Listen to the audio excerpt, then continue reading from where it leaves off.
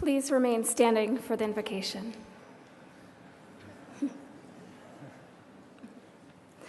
We hold this moment in its wholeness as we pause and reflect with family and friends on what it means to flourish, to let ideas and experiences ferment for 4 years and then unfold with limitless possibilities.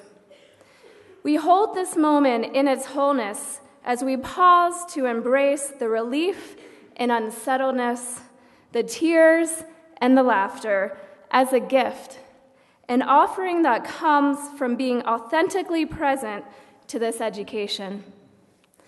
We hold this moment in its wholeness as we pause and remember those who have nurtured us, who have sacrificed, inspired, and cared for us, making this day possible.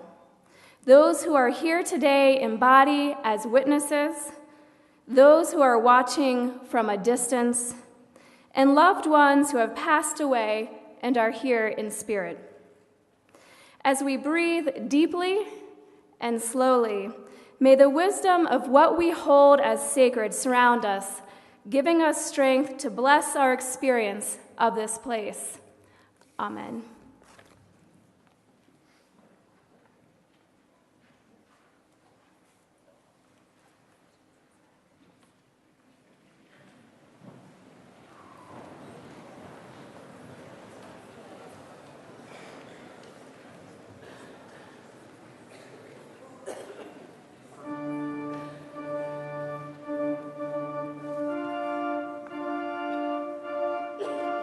Oh,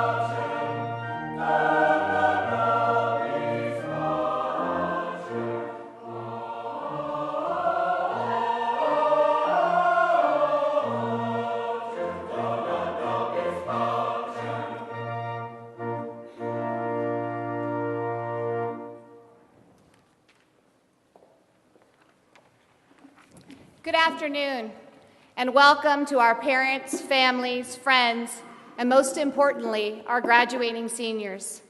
We're delighted to have you all with us here at Colorado College, sharing this very special time with us. For our graduates throughout this weekend, and particularly during this service, I hope that you pause to reflect on your many accomplishments. During the past 4 years, you've pushed yourselves to think differently, dared yourselves to ask challenging questions, and actively pursued your passions. For all of you, reaching this moment is evidence of your talent and hard work. However, you haven't arrived at this moment on your own. There have been others around you, especially your parents and families, and also your staff and faculty mentors, who've encouraged you and motivated you to do your best work and make the most of your college years. Today, I hope you take time to thank them. I also want to express my gratitude to our parents and families. Thank you for entrusting your students to Colorado College. On behalf of the faculty and staff, it has been our pleasure to watch them grow and bloom, both in and out of the classroom. We hope that Colorado College is their launching pad and that they have been inspired here to a life of learning. Now we will have a reading by graduating senior Candace Datz, who is proud to call Colorado Springs her home. Following Candace's reading, graduating senior Rachel Johnson from Carlisle, Pennsylvania, will introduce today's speaker. Thank you and welcome to Colorado College.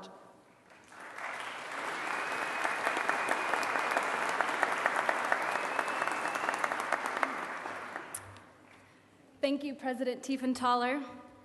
Today's reading is from Augustine of Hippo, from his Confessions, Book 10, chapters 15 and 16.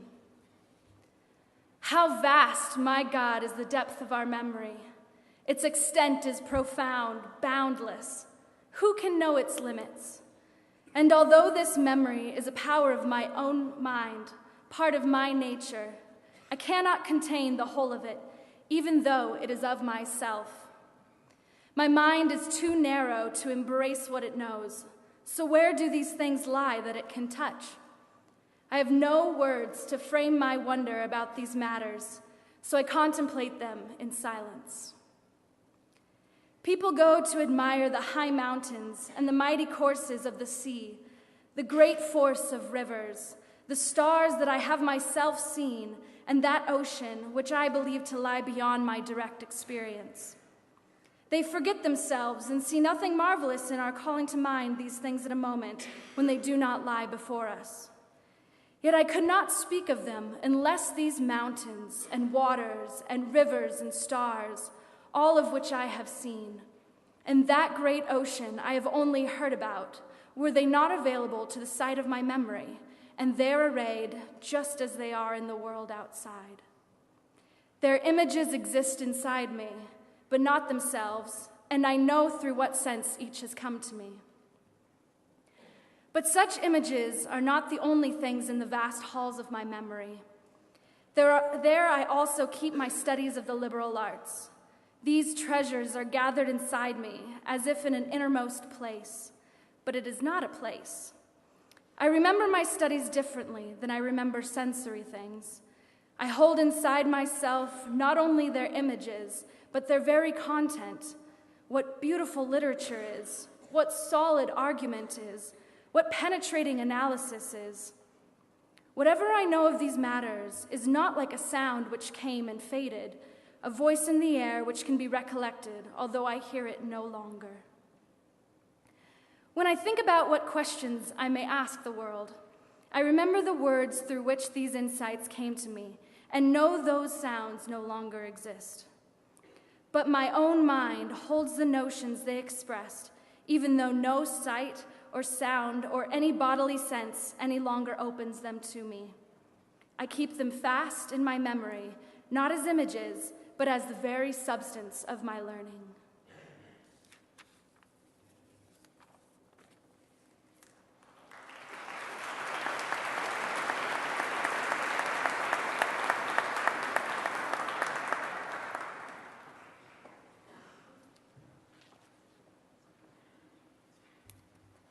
Professor Carol Neel has been a beloved member of the Colorado College community for nearly 30 years.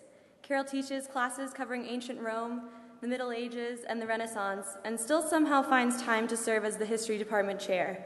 She's published historical criticisms, editions, and translations, including 5 books and countless articles. The majority of her work focuses on the spirituality of religious orders of the 12th and 13th centuries, especially the Premonstratensians. It seems Carol knows a little something about everything and has spoken on topics ranging from monastic brewing traditions to mental illness in the Middle Ages. I had the privilege of meeting Carol 4 years ago, and like many first-year students, I hardly ever spoke up during class discussions. Luckily for me, and countless other students like myself, Carol has a way of making students feel comfortable, and over the course of a single block, Carol helped me find my voice.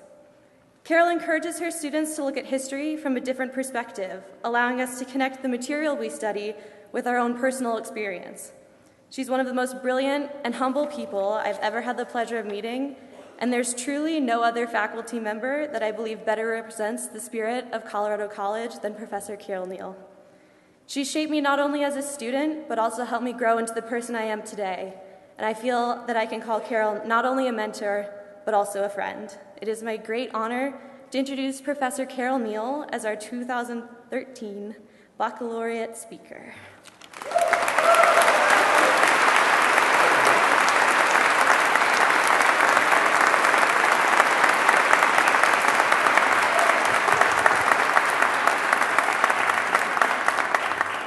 Thank you so much, Rach. Thanks very much. I'm honored to speak on this occasion on behalf of my faculty colleagues. For seniors to ask one of us as speaker at this moment honors all of us, so thank you for that. Here we all are together for a last time inside. Tomorrow morning we'll be outside with a 14,000-foot mountain towering over us. Thinking toward that scene, I chose the reading Candace just shared with you, a reading about being inside out, about how the grandeur of the natural world, especially of mountains, makes us think about our interior selves. Augustine of Hippo, the last great intellectual of classical antiquity, was perhaps remembering the Alps toward which he had looked out from his sojourn in the north of Italy when he wrote this passage. Likelier, he meant the Atlas range of his African home, not so lofty as Pikes Peak. 1,000 years after Augustine wrote the passage we have just heard in his Confessions, the Italian humanist Petrarch climbed another smaller than Pikes Peak mountain in the Savoie, in the southeast of France, and pulled a pocket-sized copy of the great African's book out of his knapsack.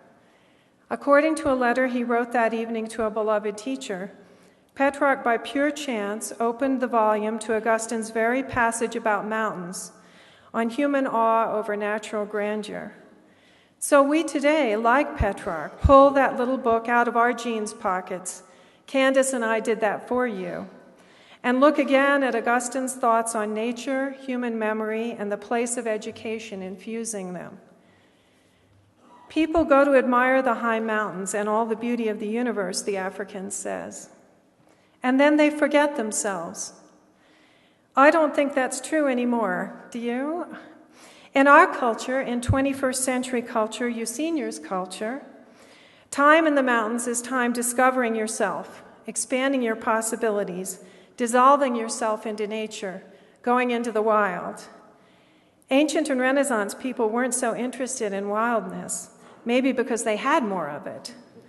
But I still think Augustine's point holds, that our interior spaces, our imaginations, our memories, are big enough to hold the entire world. That should be a source of wonder, an appreciation of beauty as great as any mountains. Tomorrow morning, we will be able to see Pikes Peak and all up and down the Front Range. We will remember the vista, not just we on this stage in the funny-colored costumes, we who remain here, but all you who go on now to other places and are not daily reminded of the snow on the peak or last summer's burn scar. We will remember not only the view, but many other things about tomorrow morning in different bits and pieces. We will all remember it in our own ways, but we will remember it inside ourselves, exactly as Petrarch remembered another mountain vista, and Augustine did before him. Augustine and Petrarch were both interested in how all that works, and what we should value in it. especially about the role of the liberal arts in our appreciation of an outside world that we can bring inside ourselves. The metaphor they use to characterize that interior embrace is here around us this afternoon, quite literally. Augustine talked about aulae memoriae, the halls of memory. When he used the term, he was thinking about such great basilican showplaces of Roman imperial power as were familiar in Italy, where he had been, and in Africa, where he was, or faraway Judea, which he imagined. This chapel, Chauve, refers to those structures. It is smaller and it is decorated differently, but like the late antique basilicas whose bones still ring the Mediterranean, Chauve has a grand central nave and narrower side aisles.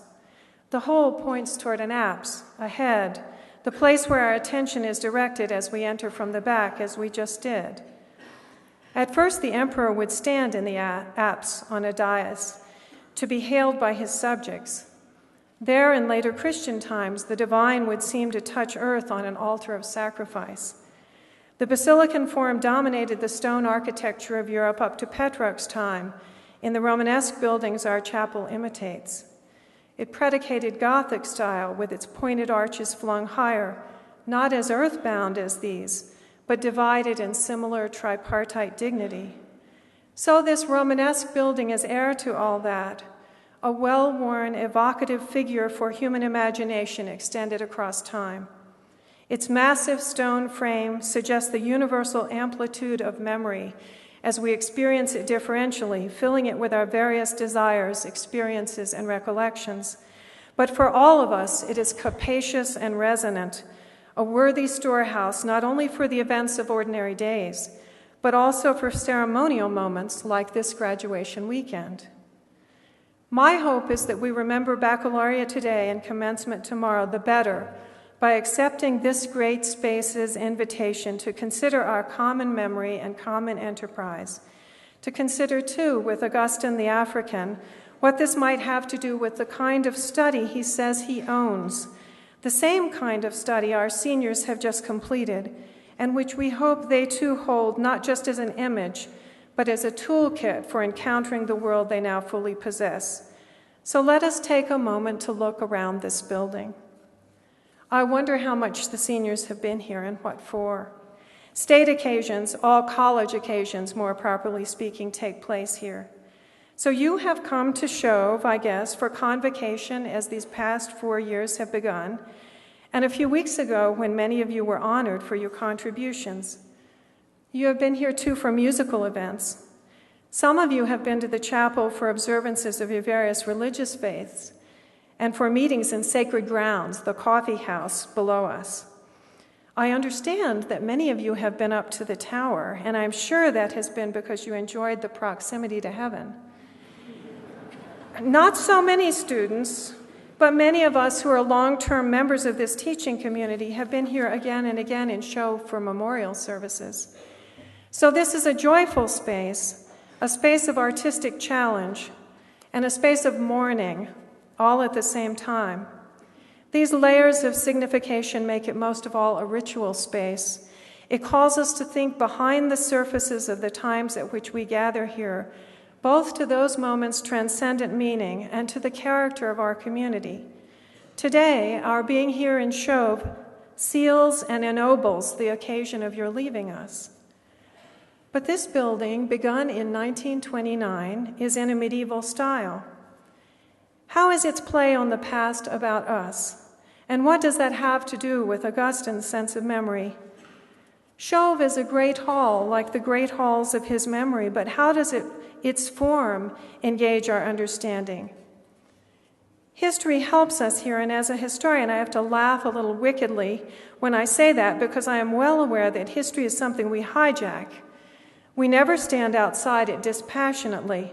Sometimes we try, and that is a good thing, but we desiccate it, we take the life out of it, unless we make it work for us, unless we take it from those who made it and turn it to our own purposes.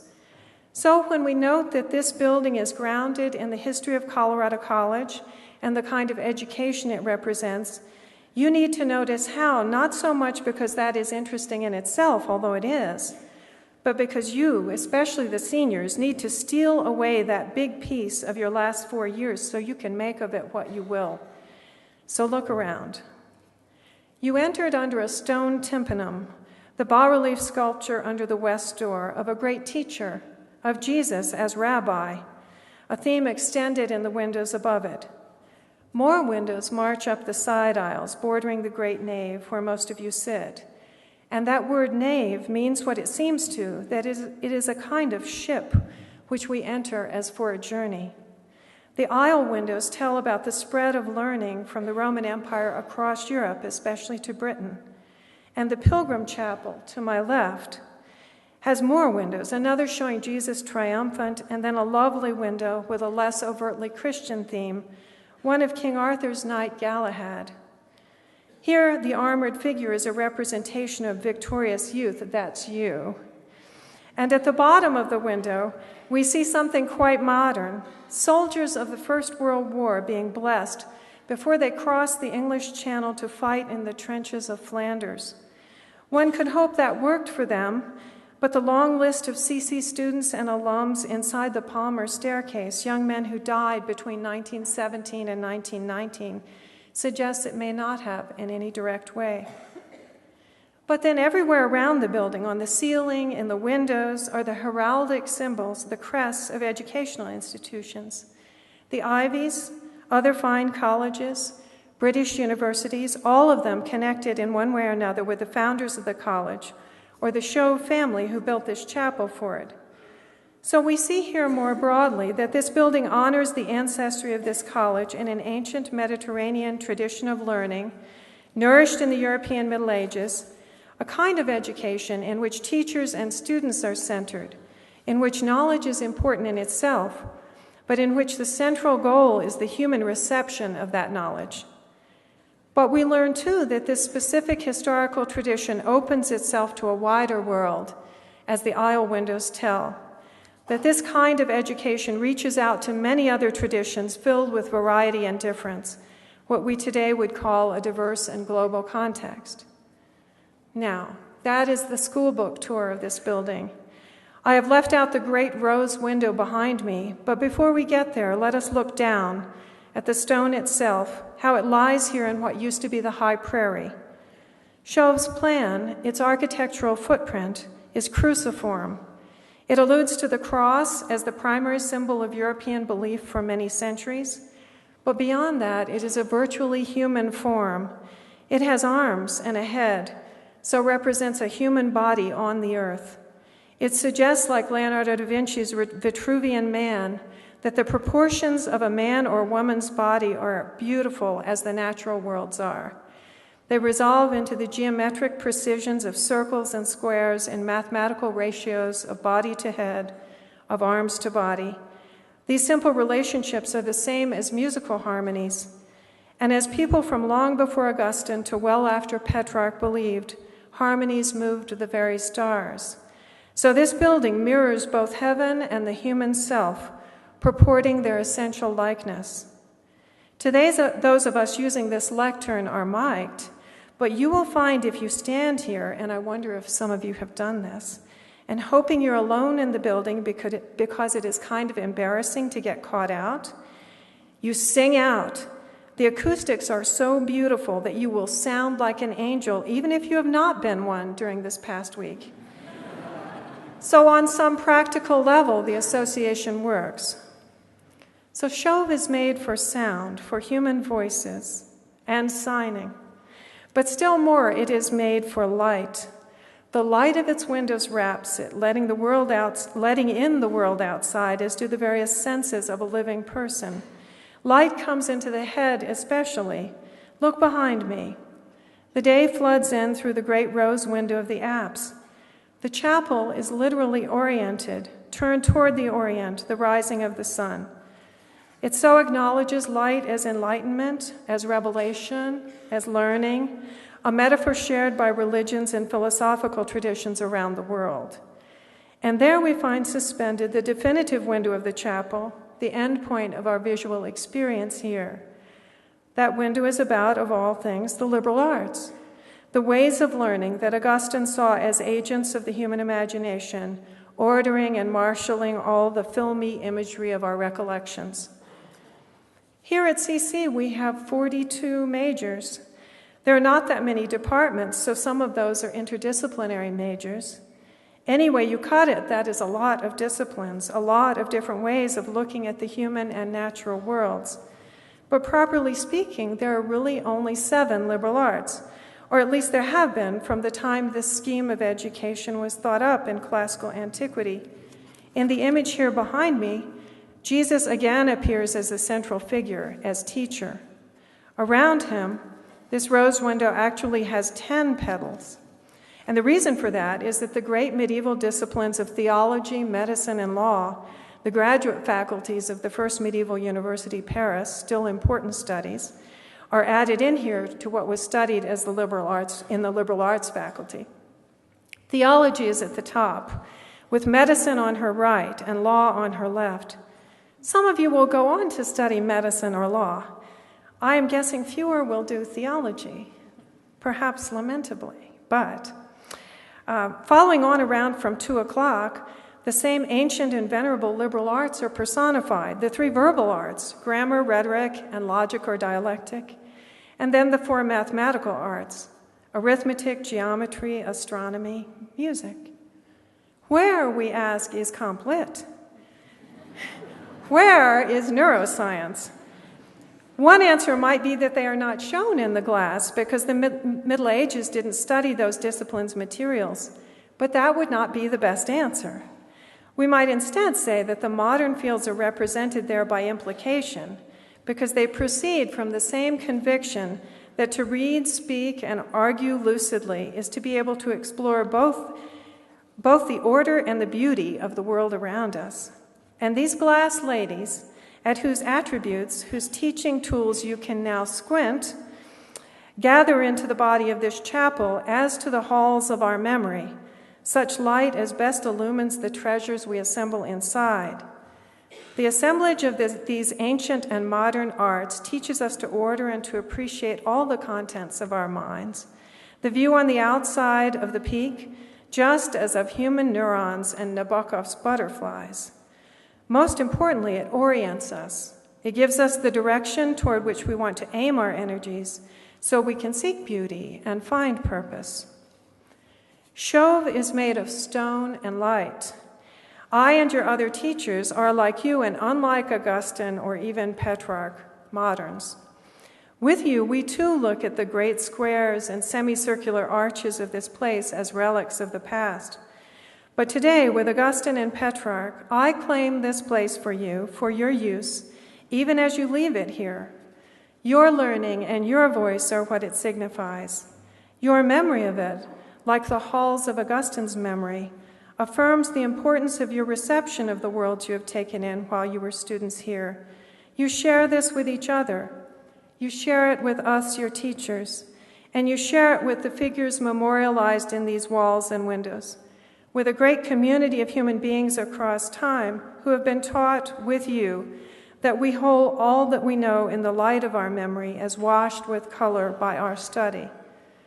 The light of this great hall is then the light of knowledge, but it is also the light of blessing. Many of us here have been touched in one way or another by Quaker, by Friends tradition, our chaplain Kate Holbrook and me, and I'm sure others of you, by Quaker schooling. One of the women of the Chauve family was a Quaker preacher, and the Friends have a wonderful way of building community and extending their hearts gently, respectful of difference, but affirmative in outreach. To speak their hopes, they say, I hold you in the light. If you are troubled, or adventuring, or parting, or affecting justice, I hold you in the light. Another ancient author, whom Augustine particularly loved, had said in encouraging people to go forth joyfully into the world, put on the armor of light. That may sound for us a bit martial. Today, I think he might have said, pack light, pack this light. It weighs less than a good 0-degree bag. It weighs nothing, but it holds everything. You do not need the heaviness of this stone building when you understand it as a way to shape the light, to set your experience in the light. So take this with you. Take Colorado with you. Tomorrow morning, remember that the Front Range is made of the stone and light that this building is. And remember as you go, packing light, that we hold you in that light as we see it here, as we will feel it with any luck tomorrow morning, unmediated by Chauve's brilliant glass. Thank you.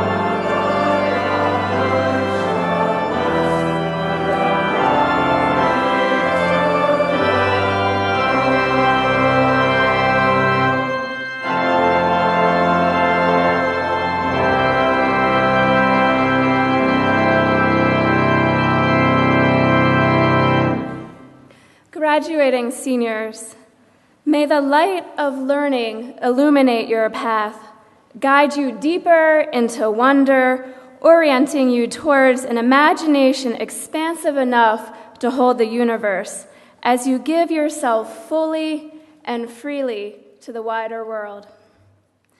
May the light of knowledge kindle in you a desire to risk being disturbed and changed, so that your heart may open without fear or anxiety, encouraging you to embody your passion with integrity. May the light of revelation reflect back to you who you are, help you to remember that you are full of light and are always held in the light. And may the sacred bless you and bless all of us, giving us peace in this leaving. Amen.